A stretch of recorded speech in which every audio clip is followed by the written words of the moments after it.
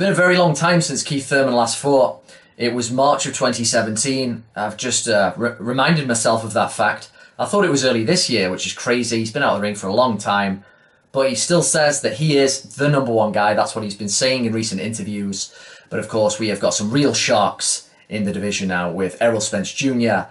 and Terence Crawford. Now, I've always liked Keith Thurman. I think he's an excellent fighter. He can move. He can punch sometimes. He's got quite a bit to him. I think in the fight against Garcia, he showed like he's got quite a lot of ring generalship there, which perhaps we hadn't seen before. He's got more of a championship polish to him. But having said that, though I am normally a fan of his fighting, and as a character as well, he's quite interesting both inside and outside the ropes. He's quite cultured. He's got some different interesting opinions in the gym. He's got a bit of charisma. Although he's usually a bit of a straight shooter when it comes to conversations. But recently, over the last year, when the prospect of Errol Spence has been brought up for me, he's had little segues with his conversation. He's started to be a little bit more reticent, and he's kept it vague about when he wants to fight him. I mean, I'm not sure actually, sure I've heard Thurman say, I definitely want to fight Errol Spence. He said he's the number 2 guy, definitely, in this latest interview I was watching. But you at least want to hear a fighter say, well, look, you know, it's not going to be next. Next is going to be a tune-up, but I am going to fight this guy. Don't worry, and I am going to prove I am the man in the division. Not just, I'm the best, I'm number 1, and yeah, we'll figure it out. He also dubbed Terence Crawford a barely champion, which maybe by the fact that the fact that Crawford beat Jeff Horn, who only really scraped by Manny Pacquiao. Did he even beat him and got the WBO? So, yeah, maybe he just picked the little title there, but he didn't really have much trouble with Jeff Horn, did he? And we all know Terence Crawford is quality. He looks very potent still at 147. So I think just kind of calling him a barely champion, it blurs the reality of him as a threat. You know, he is a dangerous man, and would more people favour him against Thurman? I don't know. Of course, out of all those 3 guys, it's Thurman who's the one who's shown some vulnerabilities really in the past, and more so probably, particularly to the body. He's been hurt a couple of times to the body. And of course, against Spence, that just seems to make fit perfectly right there for the argument for a Spence win, who of course is a tremendous body puncher. So as I say, going back, I've always liked Thurman. I think he was becoming a better fighter with his last victory when he did unify.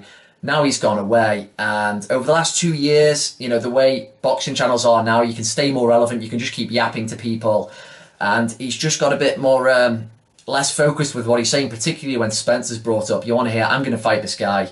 And all these guys now, they're in their prime. This is the perfect time to make these fights happen for them all to clash. We've got Crawford and Spence currently bickering to each other still online, which is always not particularly interesting. You know, if they could fight anytime soon, that would be great. I'm not so sure. Crawford's fighting in October, I believe, against Benavidez.